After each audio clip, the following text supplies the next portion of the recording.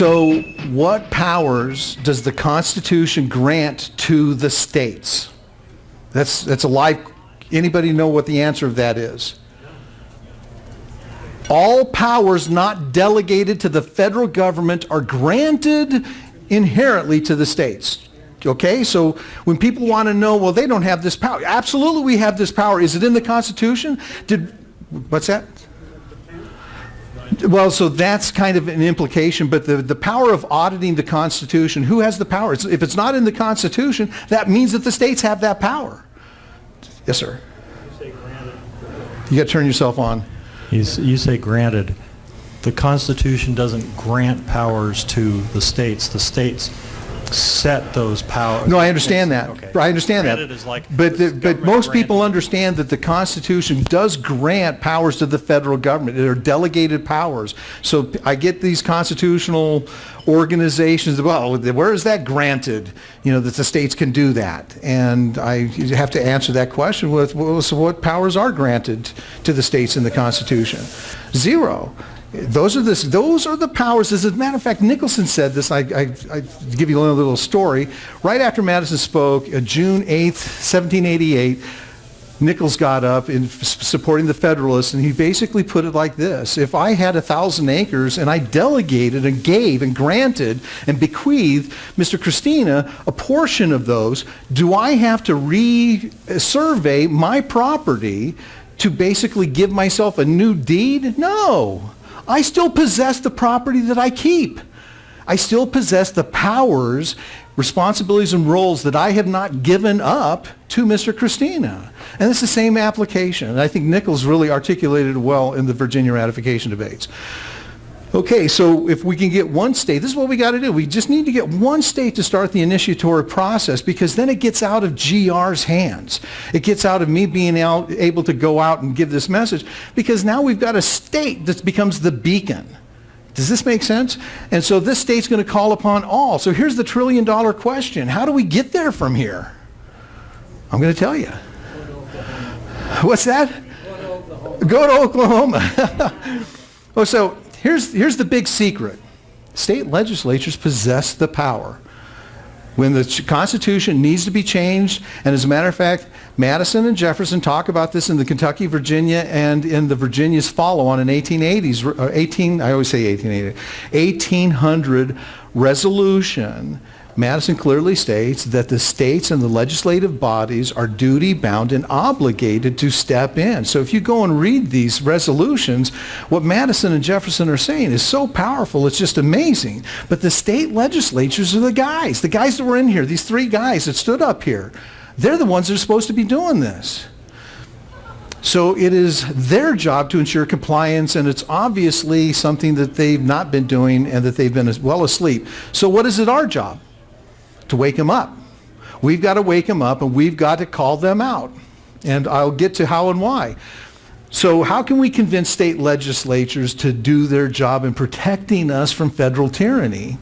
Well, as I've just quickly educated you on the Constitution, the whole fact of it's a contract, that we're the stakeholders and that we have these powers, we have to educate them that they possess this power. They don't even know they have this power because the education system didn't tell them.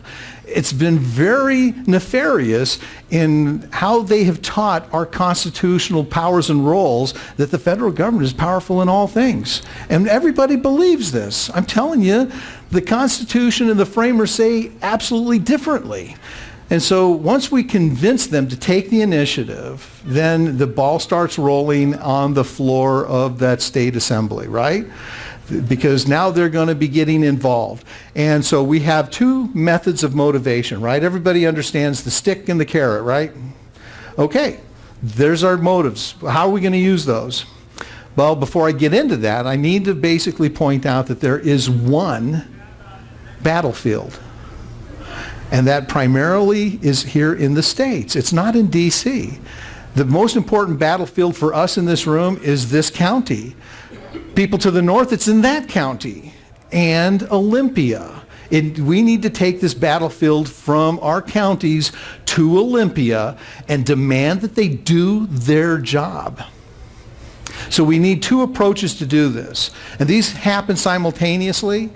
And sometimes they can happen, so they can first start with a coalition. And as a matter of fact, I'm hoping that maybe these states that I'll talk about later, a coalition in Washington, Olympia, Washington, they actually start talking to some of these other legislatures in other states going, you know, you guys could be doing this. And that's how it gets rolling. So just like the Revolutionary War, these leaders actually acted upon themselves. They didn't have this big election. They didn't have to educate the electorate and say, you know, we think we want to revolt. What do you guys think about this? They were a republic at the time, and they were the representatives of the people, and because they were empowered to make those decisions. That's one of the reasons why we actually had a Revolutionary War, because they led and acted. Had they waited and said, well, we got to do a poll and survey like typical politics, we'd probably still be a part of the crown in the Commonwealth, right? So we don't have the time right now to really go into going through the election process, or I should say the educational process for everybody. And I'll get into this as far as educating, because people will get educated on this. But they didn't have the time at that time, and we don't have the time, and we have people that are empowered just like them. So there's no difference between what they did for the Revolutionary War and what we can do and what we need to do now. So again, educating all the leaders, and this is literally, when I say all the leaders, I mean the state party leaders. Guess what? There's a Constitution Party, and the Constitution Party chair lives in this area, and he actually supports my executive summary. Hopefully I get with him that he can take this at the party level to the national level. We need Susan Hutchinson of the Republican Party to take the time to read this. I know it takes an hour or so to read my executive summary and all the citations, but take the time to read this and get her on board and get all the party leadership as well as our politicians. And so what we have to do is get them, the politicians, to start building this coalition and network of those who are willing to support the Constitution. Motivating and uniting these leaders, to me, is very easy. Again, the stick and carrot thing. These leaders are serving for a reason. They have political motives, and some of these are noble and some of them aren't. But the point is that we want them to sign a petition.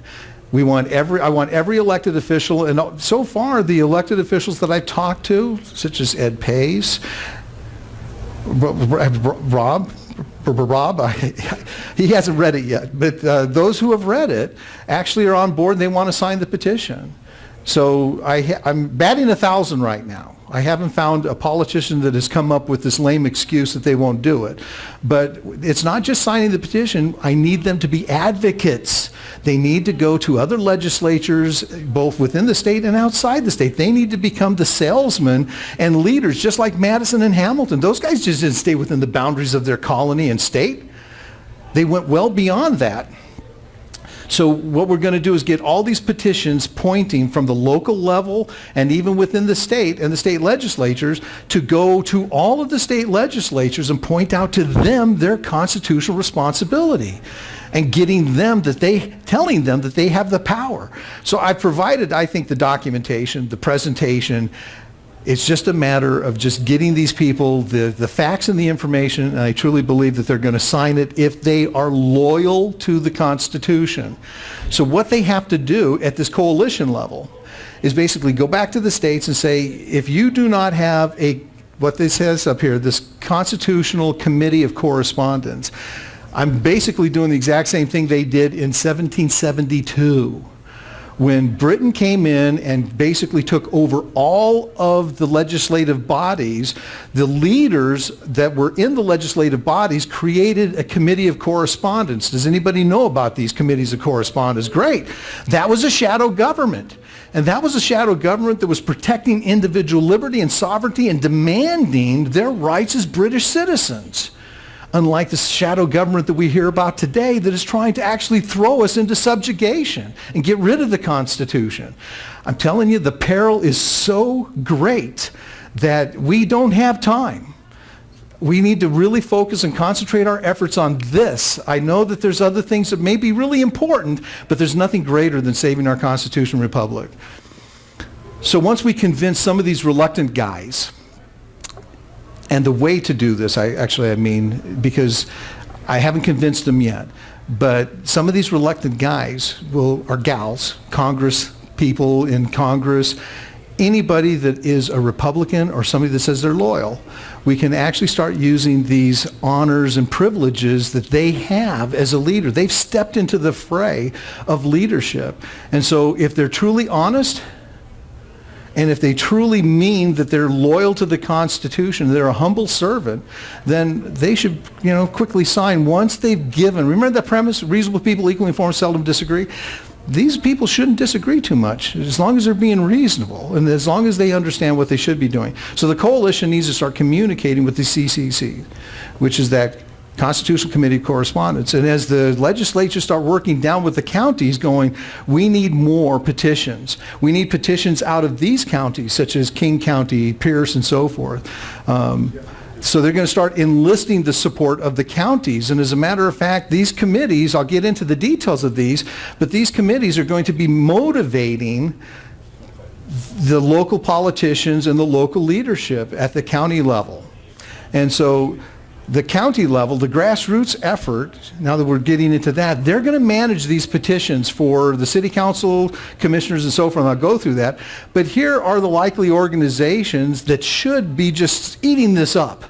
They should be eating Republic Review and saving the Constitution up. The Republicans, the Libertarians, and the Constitutional Party. They all agree that the Constitution's a contract and it is being violated severely. That's why here in this county, I've gotten all three chairs to basically agree that we need to do something and start standing for the Constitution again. So there are other organizations within the county, such as militias, oath keepers, and those types of things. Those people will support this as well. So it's just getting the word out to organizations that I will call friendly to this concept, getting those leaders to signing petitions. So we're starting to accumulate petitions from both elected officials and actual leadership within the county group. And so once these things start going through, they're going to manage these and they'll be forwarding those out. We must motivate group leaders, though, to unify. And that's one of the things I want to do with Spokane County, is get these party chairs not to abandon their responsibilities over their parties, but to basically start unifying that we're going to put the Constitution first. To make sure that our candidates are, the person that we're going to support and elect is the most constitutional candidate. Right now in Spokane County, it's all Republicans. There's no competition between Libertarians, I think, in this race that I know of, and there's no competition with the Constitutional Party. And I've gotten both of those other parties to support the Republicans. In other words, they're going to endorse the Republicans because they're the most conservative, maybe not the most constitutional. But as we start moving this, we're going to start finding and bringing up and hopefully grooming better candidates that will actually lead in support of the Constitution. So each county will be required to unify organizations so that they can start leveraging more. You know that old saying, divided we stand, or I should say, united we stand, divided we fall. That's a correct adage. And the reason we've been losing elections in this county and in other counties is because we've been divided. The Libertarians, Constitutional, all these little factions over little things. It goes back to that fountain of power. If we unify that onto one thing, and that's the Constitution, and focus that all of our elected officials will support that, sign these petitions, and demand that our state steps up and does its job, then our problems are going to go away. It's that simple. So the CCC's focus is supposed to work with these political officials and getting them to sign, getting other leaders to sign. They're also going to have an established constitutional test and standards. They're going to get into the dissemination of these petitions. As a matter of fact, I talk about this in the next slide, but there needs to be some cross-pollinating and sharing of information and scripts and so forth. I may be a decent author, I don't know, but I know that there can be improvements made, and I'm always for, constant improvement. And so I truly believe that whatever I come up with in a petition may be good, but everybody can contribute and make these things better. The scripts and so forth, These committees are going to own these. I'm not saying that we have to have a single petition or a single script for the counties in working with their political officials. And this is going to be a document that a political official is going to sign. It's a petition that basically says, I recognize I'm living under federal tyranny and I demand my state legislature, something like that. Anyway, so I'm not saying that I'm the ultimate author of this, and actually I'm really not the leader in this. I'm just the guy with the idea. You already have leaders. Either your party chairs or organizations. I'm just a guy with a radio show and the thought that what we need to do, if this makes sense. But what these guys also have to do is they have to track voting records, hold their feet accountable. They're going to provide content, and here's the cross-pollination, right? So these CCCs in each county are going to start working with each other and improving their processes, because who knows? Out there in Ponderay, they actually may have a better petition that's just ironclad, right? And why can't we adopt that? It does not have to be written and signed and approved by one particular person. As a matter of fact, I've always said that, somebody else's eyes will, like a child's eyes can come up and solve a problem. I just think that we got to get past the language, and sometimes we just sweat over that. I've worked with perfectionists, and I think I put it up on one of the slides. Better is the enemy of good enough. And so just get your petitions, get your scripts, and start moving forward. There's going to be a financial structure that needs to be supported. We're going to need to find some people willing to either contribute their time, resources, money, or what have you, to basically going around getting petitions signed. We're going to have actual rubber to the road, getting somebody to sign a piece of paper. I don't want to do this e-signature, because that could get corrupted. We could lose that. A physical paper, it could be burnt, but if we have physical security, I think we'll be fine. But bottom line, there is some finances that I think have to be addressed, so I wanted to make sure this is here, and I would recommend this be a 501c3 type of thing. Always nonprofit is always better, because when people contribute, then they get the tax write-off. Here's the thing, though. Washington did not fight the revolution based on non-taxable contributions, right? They didn't have that then. And so, this really requires loyal patriots. And that's what this CCC needs to identify. Who are the loyal patriot businesses and other people that can, philanthropists, anybody that's out there that loves the Constitution, wants to save it, this is the cause to get involved in.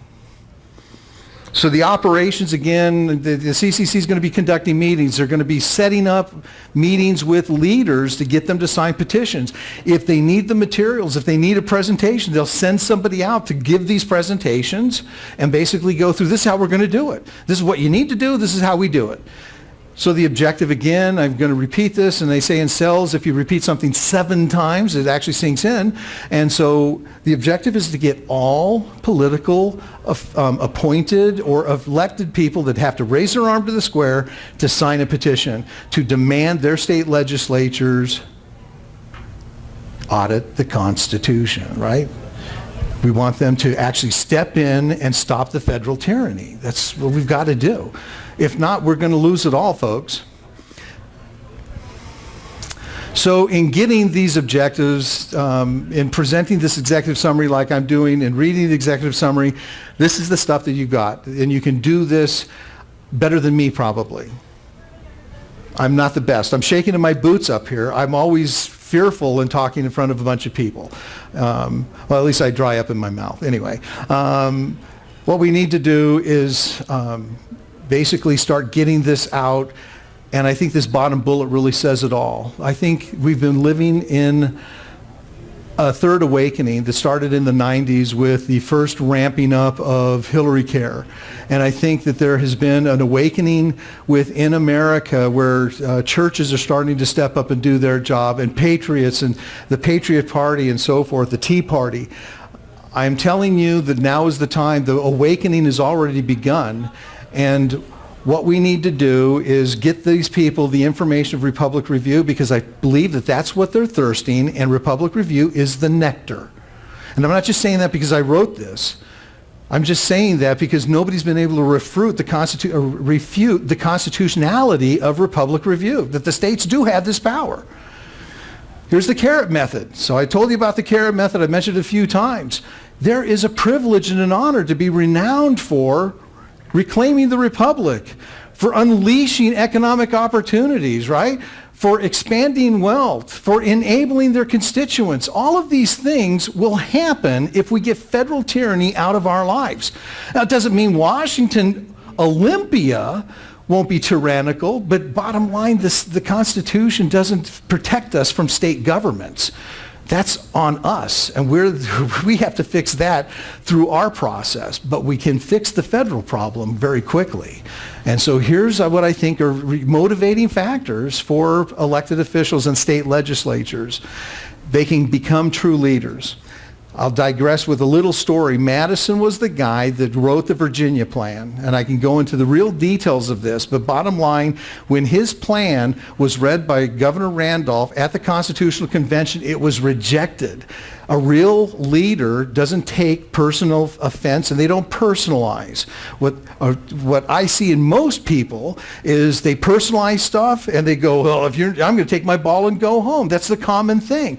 Madison had such integrity that as they went through the New Jersey plan, and then when Sherman presented the Connecticut Compromise of creating the bicameral Congress and recognizing state sovereignties and so forth, that's what they went with, and guess what? That's what Madison supported. He supported the whole thing. If you read his notes on the Constitutional Convention, you will find that he actually exposes some of his feelings. Like, he didn't like certain things, and he wrote that down. And so it's kind of interesting to see what he didn't like, but he still supported it. Right? I mean, that guy had true integrity to say, well, this is what we elected, this is what we got, this is the pig we dressed, and that's what we're going to the prom with, right? Anyway, it wasn't that bad. But anyway, this also does the last thing here. This, by them saving us from federal tyranny, means that they're compliant with their oath of office. The stick method, any guesses? Get them out of office. I say if they don't want to sign the petition, let them defend that position in the next election. And let the voters tear them apart. We may have to go with an unsavory, but if the CCC is doing their job, they'll already have a groomed constitutional candidate that is worthy of going forward and raising their arm to the square and replacing that person. They have to live up to their oaths, folks. So eventually we will want all candidates. As far as I'm concerned, I've been floating this idea, and I've been seeing this more and more, and it was in my first book in 2013. We want all candidates to be able to pass a constitutional test, right? I mean, you have to pass a test to drive on the road, right? And, so the state can trust you that you won't hurt yourself or anybody else.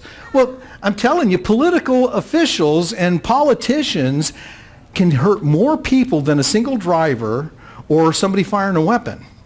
As a matter of fact, cafe standards have killed thousands and thousands of people of what they've done to cars.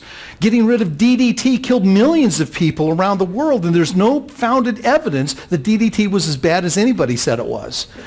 I'm telling you, politicians can kill and have more harm and do more harm to us in our society than anybody else. And so having a constitutional test, I think, is paramount.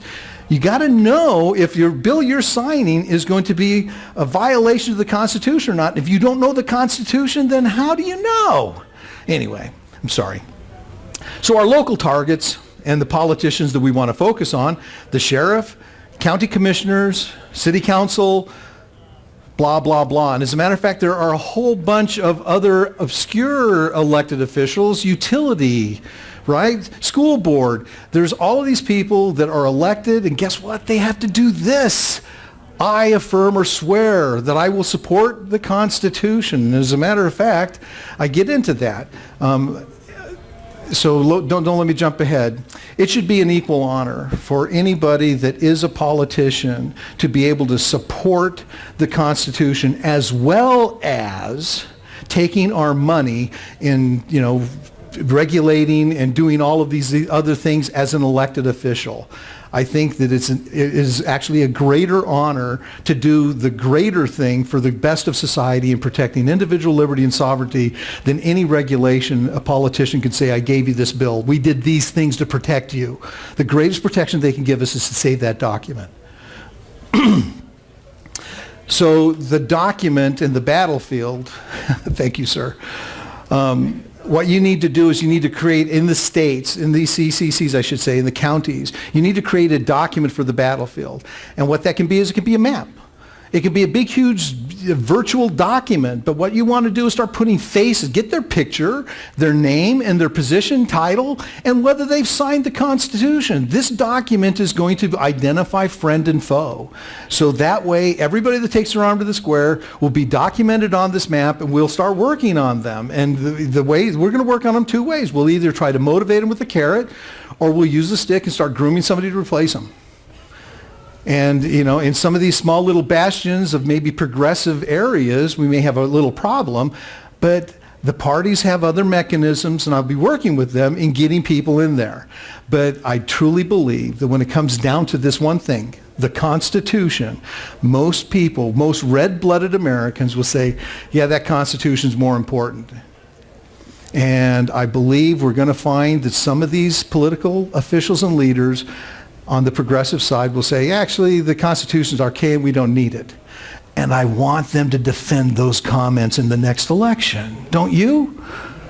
So we have to demand our leaders protect us again. I've said this the seventh time probably. We need to be protected from federal tyranny. And what this process is in this election and vetting and getting constitutional candidates in is separating the wheat from the chaff. It's a slow process, but we can do it. So why are we targeting these elected officials instead of citizens? If this doesn't make sense, then hopefully this, what I said earlier, might ring a bell. We're a republic, and these are our representatives. We have empowered them to do things. They represent, how many people in this county, in Spokane County? How much? About 350,000. So the county commissioners represent 350,000. The sheriff represents 500,000. Okay, I stand literally corrected. And so these people actually, when they write a petition to the state legislatures, it's not coming from Rob Chase. It's coming from a representative of 500,000 people. And they can put this in their petition that as the representative of the county of Spokane, I am demanding that you do your job in protecting us. Does that make sense? So that's why citizens, I'm just one person. We're just one person. We'd have to flood them with millions and millions of petitions to equate what some of these other representatives already represent. So that's why if the Revolutionary War, they used the representatives, and the representatives were just leaders. They just did the right thing. I'm just trying to echo that exact same direction. So if we haven't noticed, the current process has failed. Electing people, counting on the courts to protect us from federal tyranny and so forth, it's been failing. This is why we really have to do this. And so we need to get our elected officials to represent us and protecting that Constitution. So here it is. This is the oath. What's that first line? I will support the Constitution. If you're doing anything, you're violating your oath. If you're doing anything that does not support the Constitution. The Hearst decision does not support the Constitution. Doing business with unconstitutional government does not support the Constitution. Does that make sense? Everybody in Olympia that is signing on with anything EPA, energy, anything that is unconstitutional, they're violating their oath. That's why the framers were brilliant in demanding that oaths of office in supporting this Constitution separates them. I mean, it's in the Constitution. Yes, it is. Yeah. Could you repeat the question? I can't articulate the word for word. Oh, sure, absolutely, yes. So the gentleman's saying that our representatives are not only violating the U.S. Constitution, but they're also violating the state. And every state actually tags in that their own Constitution, that they support it as well as the U.S. Constitution. But come on, folks, it's listed first, right? Come on, do your job. Actually, if you could hold on to your questions, I'm getting close to the end. Hang on. Just a quick comment. City of Spokane Valley, we changed our oath of office, so it now reads, I will support and defend the Constitution of both the United States and the state of Washington. Yeah, because the minimum standard is that you have to at least support it. And defending it is that step beyond. In other words, you're going to gird up your loins and go to war, right? In supporting, you're supposed to do your job and not do anything that would be a detriment to it. But defending it means you're actually going out and becoming the advocate for it. So it does matter. And as a matter of fact, to get somebody to read my executive summary, like I said before, if you read some of these founding documents, it'd probably take you 20 minutes. I think that if you're a novice and it's the first time you read my executive summary, I've heard some people take maybe 2 hours. Look at the opportunity cost of what that 2 hours can do for you. It will, if you understand the Constitution somewhat, it'll broaden your paradigm. If you believe the progressive paradigm, it will totally shift your paradigm to understanding that the states and their role and responsibility within this Constitution. And so I have a hard time understanding why somebody just can't take the time. I know we're all busy, but we're all here because of one reason, because we love the Constitution. That's why I have a lot of hope and faith that everybody in this room becomes constitutional warriors. If you understand what Aristotle said in politics, the two reasons for revolution are: you're not feeding your people. In other words, if the people are starving, look at the Arab Spring. Because they were starving, they revolted. That is the driving factor behind most. The French Revolution was they were starving. It's just that the communist movement failed. Anyway, because it came from the communes, and the communist movement was actually seated there. But I don't want to digress too much. But what Aristotle said was the other reason for a revolution was when the people realized that the politicians are getting rich off of their hard work, off of their backs. And that's when people just say, enough with this. And it's not just our politicians that are doing this in violating our Constitution. It is globalists and so forth. And that's why I say when the message starts getting out, I don't want to be the only public enemy number one. I want to share that with you. I mean, I want you guys to be a part of this. I really do. It's not about GR having his name in lights or his name on a tombstone. It's about, doing the right thing, right? Managers do things right because there's a process and that's what they're supposed to do. A leader does the right thing. If somebody's going to die because of the process, then the leader will step in and stop. We're not going to do that because that person's going to die. That's what a leader does. And I'm just trying to be a leader, and I want you to be leaders as well. So we're going to educate everybody, but we can't educate the electorate. We don't have the time to do this. As a matter of fact, if you look at the Moses analogy, I like telling people, how long did it take Moses to educate Israel and to change their culture? It took 40 years. 40 years before they could go in the promised land. And he had unattested access to them. He performed miracles. They fed off of manna. Right? The Lord fed them in the desert. They were saved by looking at a staff. They had all of these different miracles, and it still took 40 years. We don't have that time, right? We have to change the paradigms of leaders and get leaders to act and recognize that now's the time to do it. And that's one of the reasons why I believe in cancer education. That what will happen is people will start seeing these leaders saying, we've got to do this. We're going to dismantle all this Leviathan and what, can we live without those things? Well, they're going to get cancer education. What does cancer education mean? When you know somebody's got cancer in your family, the first time your life has been touched by that, what's the first thing you do? My father had non-Hodgkin's lymphoma. I went and read on that. I got smart on that and tried to help my dad in fighting that. That's what I call cancer education. So when people start realizing that they're doing something to save the Constitution, if they really care, they're going to get educated. If not, then there are other educational programs that we literally need to get in, and I'm working actually with a certified educational system that's actually coast to coast, and they're expanding it to including this new paradigm of states' authority and powers to audit. And so anyway, we'll have an education program later once this convention really starts moving and enforces, and my third book gets published. So anyway, that's one of the reasons why it's not that I don't care about the people. We don't have the time, right? So what we have to do, again, and I've already covered this, we have to formulate ironclad petitions and ironclad scripts so that we can do robotic type of presentations.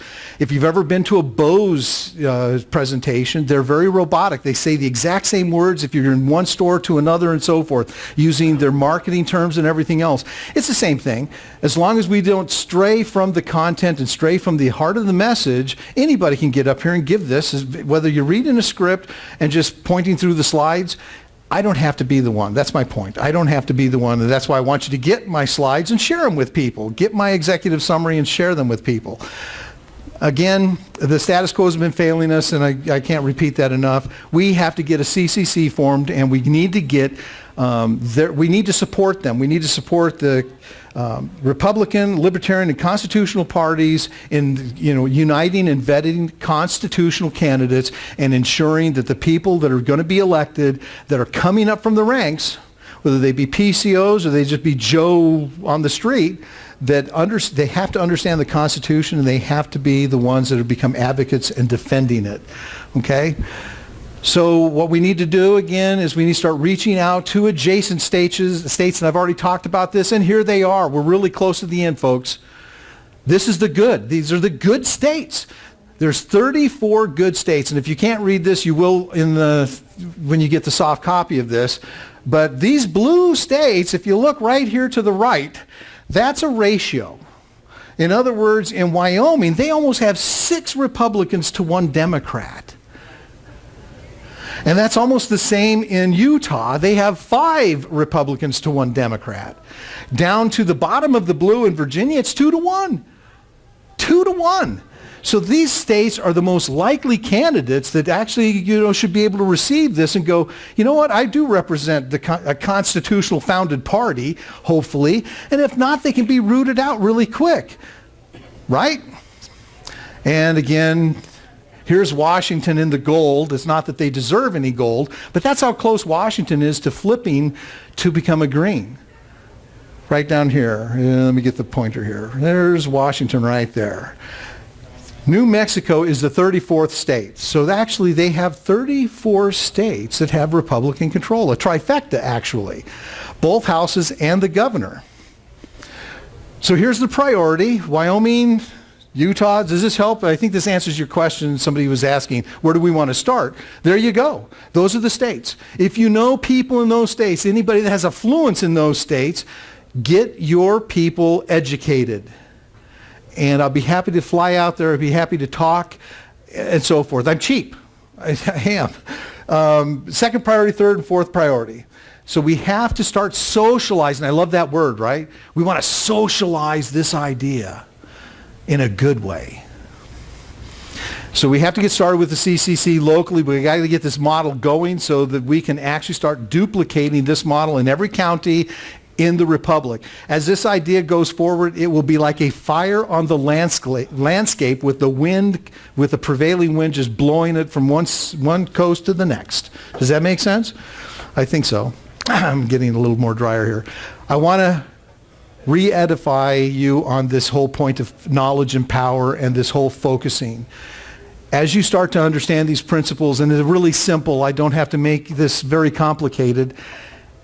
We have the power at the state level. The states can take this back. And if you understand that, and that becomes the knowledge factor for you, then let's start focusing our fountain of power with our representatives and get them to make it about the Constitution.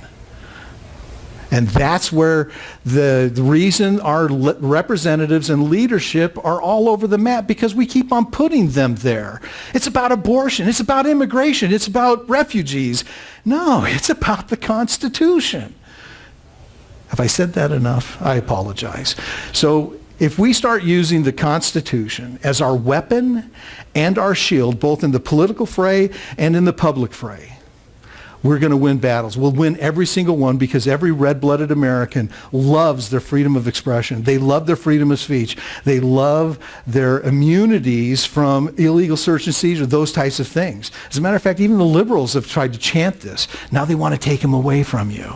They're this close, and they're actually surfacing these ideologies, and it's becoming a part of their mantra. Free school for everybody at your expense. We know that that's not constitutional. So Again, these slides are available for everybody. And so I'll put these up. If you follow me on Facebook, I will basically announce when I've got these things converted to PDF and actually up on my website. I have 2 domains. It's reclaimingtherepublic.org and Mobely Strip Press. Any questions? I put everybody to sleep. I'm sorry. Go ahead, Rob. I turned the heat up. Okay, this is more of a comment than a question, but along these lines, Sunday night we're having a Level 1 Center for Self-Governance, Keep the Republic, and that's the Valley Library, and it's the best money I ever spent is $50, but there's 5 levels, and several of you have been to this, so it's Level 1. Then Level 2 is at, if you've already taken Level 1, is at the Otis Orchards Library Monday night, so Mark Herr will be here Sunday and Monday night, so try to get signed up for it. If you've already taken it, it's just $10 to audit again. So just wanted to say that. Thank you. No, thank you. I've got a mic. Oh, okay, sorry. He's got it. Anybody else? Questions? Questions? And just to piggyback on what Rob said, what GR is saying here ties in very, very closely with what the Center for Self-Governance is trying to teach. So I think it's a very symbiotic relationship between the two of them. So thank you, GR. Yeah, no problem. Yeah, Madison dreaded the electorate, but he knew that he could not create an aristocracy or allow one to be formed with the new government.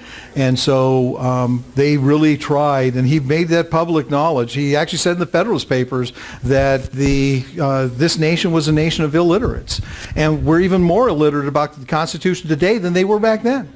So he wanted, and they ended up creating what I believe was a government of self-governance that was protecting us from ourselves by distributing sovereignty to these different levels. But anyway. There's the websites up there on the screen. Yeah, and that's a Mobius strip press right there. All right, that's a Mobius strip, I should say. And as a matter of fact, I'll do this, I usually do this one time where I'm in a forum like this. I don't do this very often, but if anybody can tell me what all 5 of these documents are, I'll give you $20.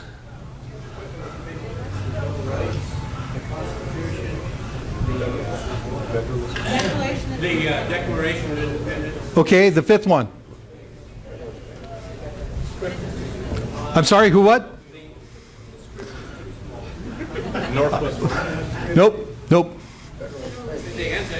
Nope. Pardon me? Federalist paper. Yeah, they're up there. As a matter of fact, you can actually see Federalist right there. Yeah. I tried to make it easy for everybody. Well, I'll tell you. Bill of Rights. Nope, nope. So a Mobius strip is a continuum of a relative surface. Mobius strip press is a continuum of a relative concept, and what I'm trying to talk about here is individual liberty and sovereignty, and this particular document right there was the beginning in civilized society known as the Magna Carta in 1215, where actually people and the king acknowledged individual sovereignty of the citizens. So there you go. That's why I don't do this that often, but I actually had a homeschooler get this. So anyway, hats off to homeschooling. If there's no other questions, thank you so much. I really appreciate you spending your opportunity cost here. Thank you very much.